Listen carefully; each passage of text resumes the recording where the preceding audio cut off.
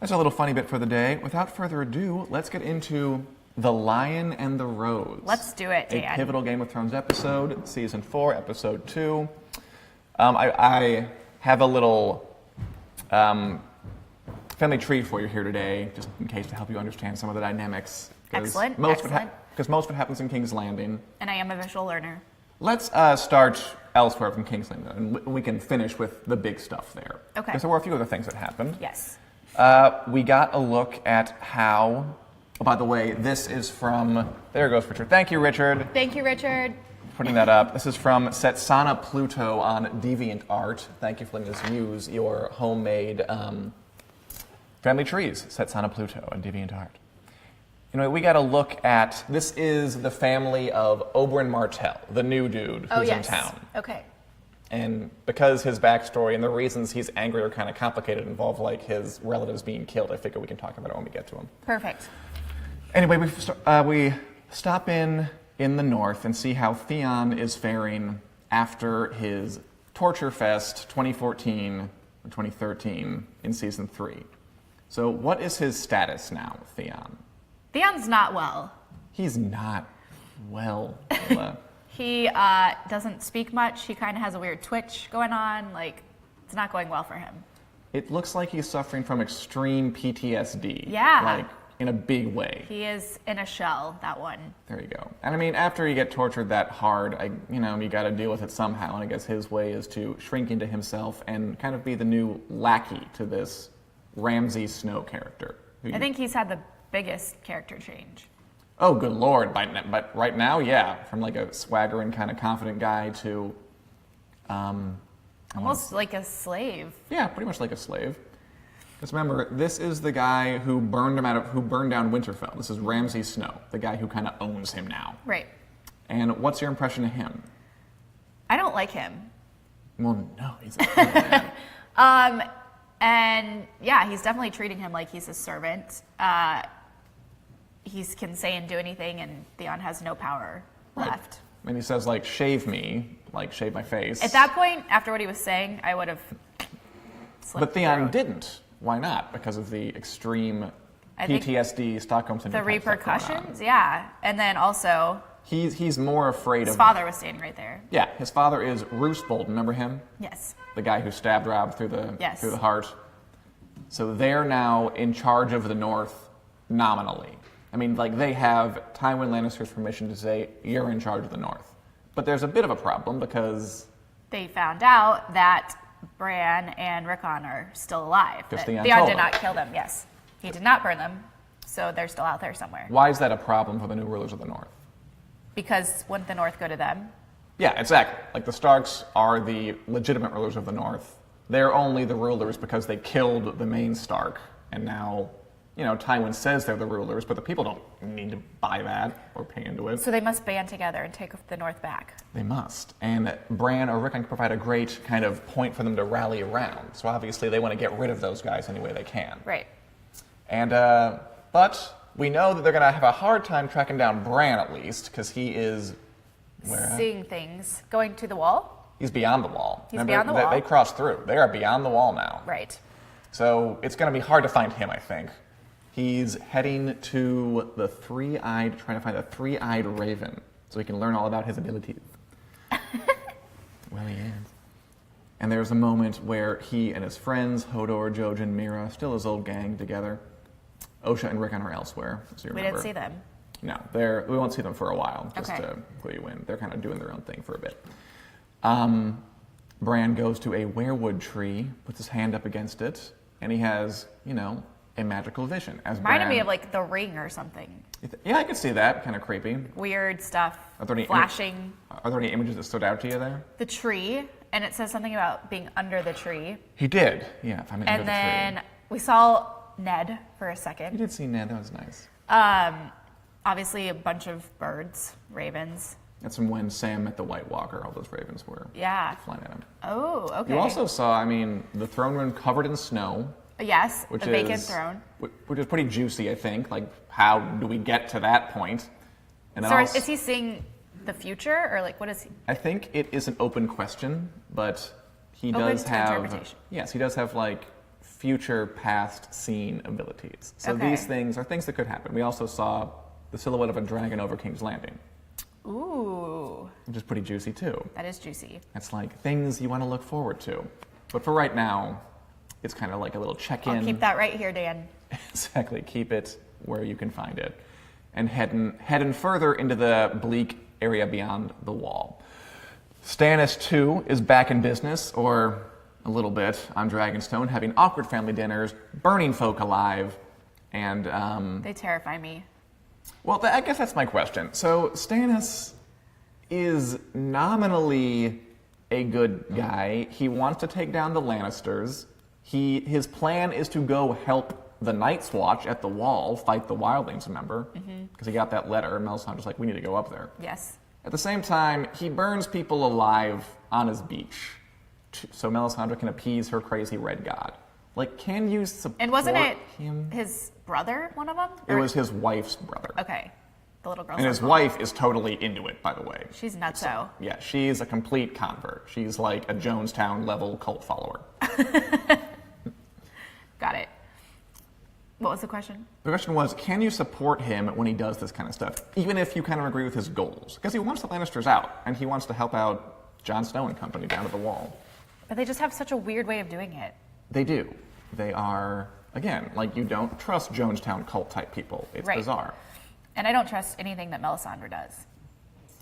How about her talk with the daughter, Shireen Baratheon, Stannis' daughter? That was strange.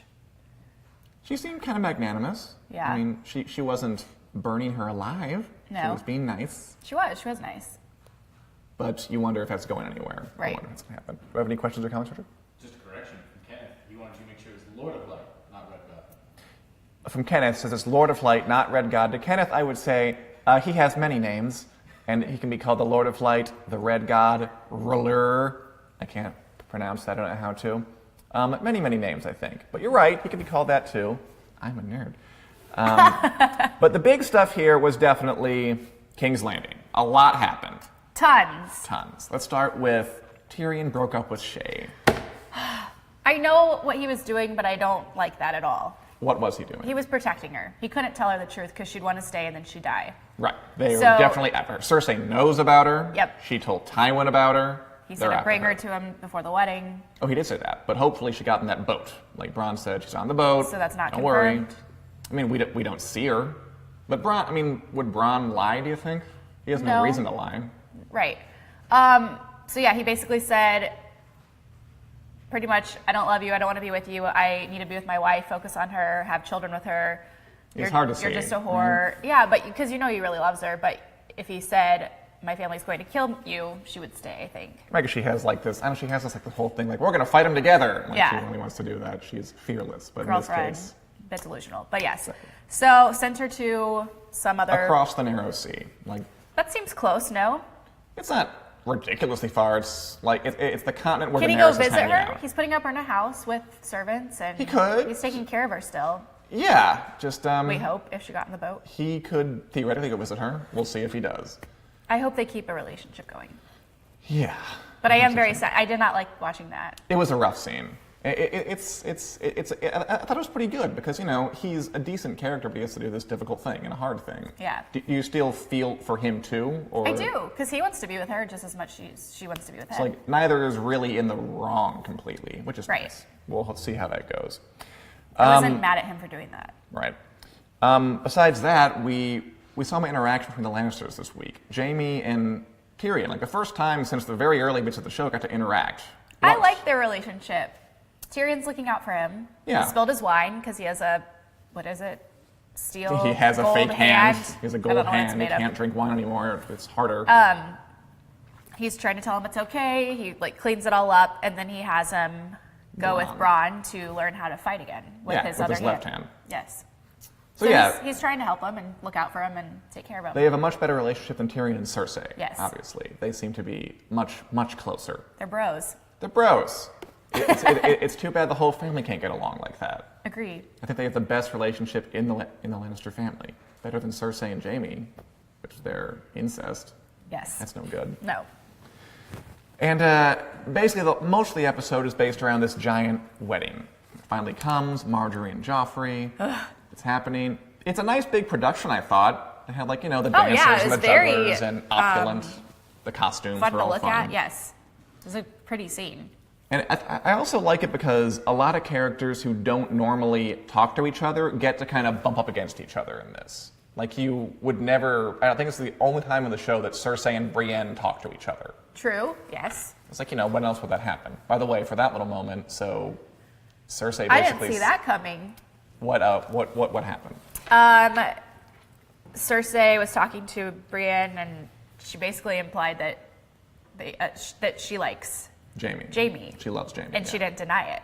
And she kind of got weird and then walked away. I mean, it is an awkward situation. I'm not sure how I respond to that. Is Cersei And right? Cersei's very intimidating as it is, so Right, even though Brienne's like 8 feet taller than her. that is true. I just thought they were buds. But now I'm kind of like, well, maybe she does like him. But Cersei could be paranoid too. We're not sure. But then why didn't Brienne say anything? I'm not sure she knew what to say. I mean, Brienne's not really much the wordsmith. I like the... I mean, from the start, Cersei was kind of coming for her. Like when she bowed, she's like, did you just bow? Yeah. Like, you weirdo. But it worked out more or less okay for Brienne, at least. Saying less is more. Saying less is more. Cersei was on the warpath the entire time. Ugh, that one. How about the bit where Marjorie proclaimed they would give the leftovers to the poor, and Cersei went behind her back and told Pycelle, no, give them to the dogs. She just can't be one-upped, ever. She has to do the one-upping herself. Right. She is not... For the worse, not for the better. Not pleased there's a new queen in town. She wants to be the queen, like, real bad. Like, real bad. Do you see that bubbling over at some point? Oh, absolutely, Because yes. those two, I mean, Joffrey has died, but Marjorie's not gone, and they were technically married. Something's going to go down, that's for sure. Yeah, it's hard to envision it any other way. Any other moments stand out to you? Because there were a lot of little beats during the whole wedding sequence. And the reception Tywin sequence. and the grandma Olenna, right? have a little chat, We're making nice. Yes. And they were going along pretty talking well. about paying for the wedding, Paying for the wedding, yeah. breaking the bank.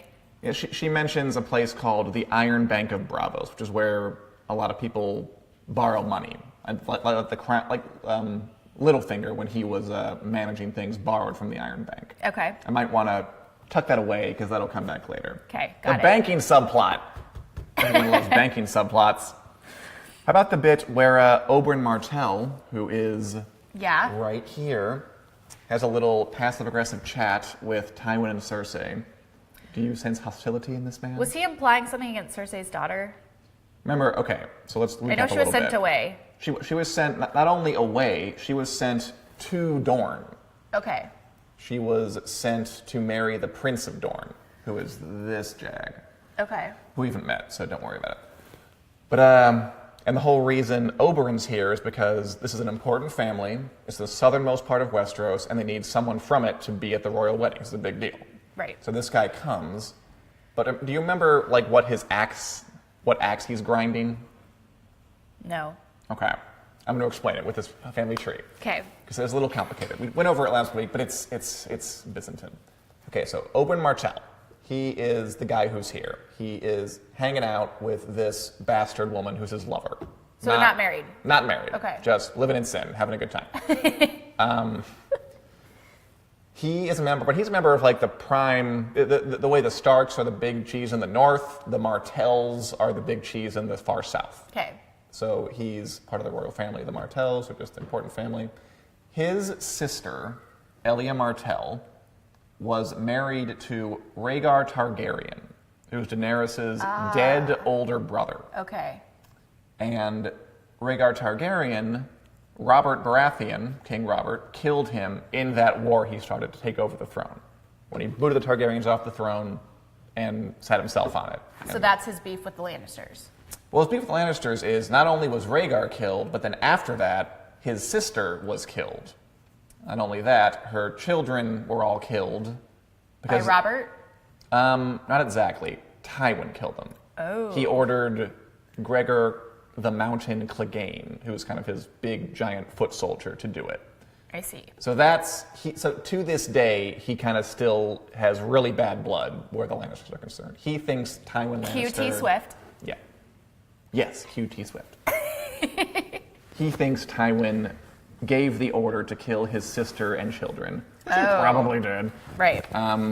Because at the time, Tywin's trying to be on the winning side of the war. That's what he was doing then. Okay. And he was. Like, that's why Cersei married Robert. Mm-hmm. He got in when the getting was good. And we basically see what happened after that. Okay. So he has some animosity toward the Lannisters. As he should, yes. Which kind of brings us to the question. So at the end of the episode, obviously, Joffrey dies. Finally. I thought he was still on the show. I had no idea. I'm glad we could surprise you. Fooled me.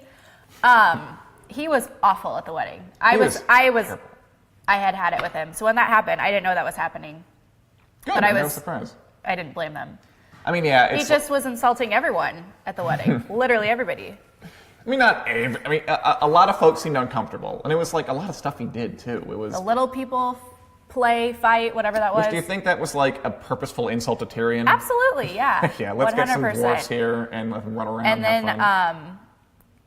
And like- not only that, the dwarfs were acting out, the Cersei's war. or Sansa's brother's death, Yeah, because one of the dwarfs was playing Robb Stark. and then they so- had the wolf head on a stick and walking around with that. He also insulted Loras a little bit because he had one playing Renly. Remember who Loras was the lover yeah. of? And he had him get poked in the butt with another spear, and Loras got up and walked out. Did you see that? Yes. Yeah, her side of the family was not having it. Marjorie even was didn't look Everyone terribly was just happy. sitting there, yeah. It looked very uncomfortable. The only although- one that liked it looked like was Cersei and Tywin. Well, Tywin doesn't smile that often, but he seemed to at least not stop it. Right. I did like how Marjorie was trying really hard to Distract. to keep decorum and just keep things a little civil. Come back, Joffrey, come and sit by me. Bring the pie out. When he's pouring wine on Tyrion's head and getting really awkward there. Yes. Do you blame Tyrion for getting a little sassy after all that? Absolutely not. They wanted to leave, try to leave, Yeah, they tried to leave and he calls them back. to pour his wine. So to pour his wine. He asked for it. He asked for it. So that's the $1 million question now, though. He drinks that Dun, wine. dun, dun. The whodunit. He eats that pie. In King's Landing. Who did it? Who did it, Kayla? I have a few. I mean, People- let's people of start interest, with, if you will. Cersei thinks it's Tyrion, obviously. Right, and he he pointed did- at him, but that's who handed him the drink. He didn't pour that. Right, he didn't pour that. He handed him the drink, and then he put it down, and someone else, I think the implication is someone else did something. My and then he money's gave it on there. the grandma Olenna. for right Lady now. Olenna, She was right. sitting right there. She was sitting right there. She does not like Joffrey. No, we know that. This way, her granddaughter is queen and doesn't have to live with him. Solid plan. No, it's solid. But then that one guy came back around the Although, corner. Really quick, remember too that Olenna stopped by Sansa's table and kind of gave her sympathies Yes. to her at one point. So she's sympathetic to someone like Sansa. I like her. Yeah, she's a feisty, cool broad. But then, like you said, it could be Oberyn Martell. Martell, because he has a giant beef. he's mad at them. Definitely. So yeah, why not take down their king? Yeah, I mean, if he wants revenge on the Lannisters, that's a way to do it. Kill the Lannister currently in charge. But then there's the other guy that you said to remember from last week that's back this week Right. that tries to get Sansa to leave during all the commotion. Remember, he gave Sansa the little necklace last Yes. week, and she saved him from being killed by Joffrey way back in season 2. Right. And now he seems to be helping her out. So it's kind of like you do a favor for me, I do a favor for you. That's a big favor, though. I mean, That my is. God. Although then And it again, didn't directly affect her. she but did save his life, so maybe he's trying to pay her back by killing. Eye for an eye. Save a life, take a life, something like Right. that. So he's also someone on my. His name is Dantos Person of Howard. interest list. And yeah, I don't Okay. think it's a terrible idea. Should I be aware of anyone else? I mean, I definitely don't think it was. I was going to Tyrion. ask, what about Tyrion? No. Tyrion doesn't like Joffrey. We know He- that. But he wouldn't do that to his brother. Okay. I think- yeah, I could see that. He's too loyal when it comes down to it. But do you see why? I mean, I think Cersei. You can see why she would jump to that conclusion. I mean, she hates Tyrion too. Well, he was kind of caught red-handed. I mean that too, and also, I mean, they have a long history of not getting along. So did someone plant this on him? Ooh, do you think so? I don't know. Get away with it? Are there any left field candidates possibility? Because they're all drinking that wine. Why did it just kill him? It was just that one glass. It had to have been poisoned after he set it down before Joffrey took it up again for that final swig. And the grandma was the only one sitting there, so that's why I Wasn't think the it was only her. one sitting there. There was Marjorie too. Oh. And they also, I mean, she's I didn't crafty. think about her. Yeah, she's always seemed a little one step ahead of things. And there's also, I mean, the fact of the matter is, a lot of people hate this kid. Including me. I would have done it. Wouldn't you? Just kidding. Sansa has plenty of reason to want him dead too. She's what person of interest? Yeah, I mean, I don't think it's she kind of hard to has it believe in her she either. would Yeah. do that. I don't buy it for her, but there are several. There are plenty of folks around Culprits. there, and it's kind of fun right now because Game of Thrones turns into a murder mystery for like 2 episodes. Yes. So any other? We'll wrap Well, up. I'm pretty glad they quick. don't just automatically assume it's Tyrion and pin it on him. I mean, Cersei does, and she's kind Yeah. of one in charge. Anyway, any questions or comments from the peanut gallery, Richard? Kenneth, like many others throughout our live stream history, is wondering what are your favorite characters? And Julie Davis pointed out Dan has never told us his favorite character. I think I have. Okay, the question was from Julie Davis and Kenneth, what are your favorite characters? Julie, I think I have said my favorite characters before, but I will gladly say them again. I think my favorite is Tyrion. Yeah, who doesn't like Tyrion? Love Tyrion. Hey, everyone loves the funny, smart guy. That's definitely where my sympathies are. I love Cersei too, though. I think she's great. Really? I think she's so much fun. I love a good, like, towering, evil character. She But does she's bring a lot of also- life to it. So, yeah, she's I love that she'd be so petty to say, feed the leftovers to the dog. I think it's hilarious. But Tyrion's my favorite. Any other questions before we wrap up? And then Daniel Silva was wondering, Kayla, have you caught anything about the prophecy yet? Which is in reference to Cersei? The question was, has Kayla caught anything about the prophecy yet? I don't think there have been Brands? any prophecies that have really come into it. Brand's visions or no? Cersei's witch lady? I mean, we haven't got to that yet. We haven't, no. So no prophecies for Kayla yet. But soon enough. I don't know. Yeah, not there. Anyway, this is a But fun I'll one. let you know when we get there. Next week we'll be doing 2 episodes, and we'll try to do some giveaways in the future again. This guy is mine. You can't have him. But, in the future we will. So thanks for joining us, guys. We tried to get through this a little quickly, but tomorrow 2 episodes. We'll be back. More news, more stories of interest, more Kayla and Dan talking, having a great time, and more taking your questions. So thanks for joining us. See you next week.